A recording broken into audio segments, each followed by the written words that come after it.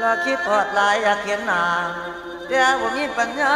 เป็นแนวกันอีกอย่างหนึ่งได้เพียงแค่คิดถึงฝันคนเดียวอยู่ทุกมือมาคือป่าที่สลวง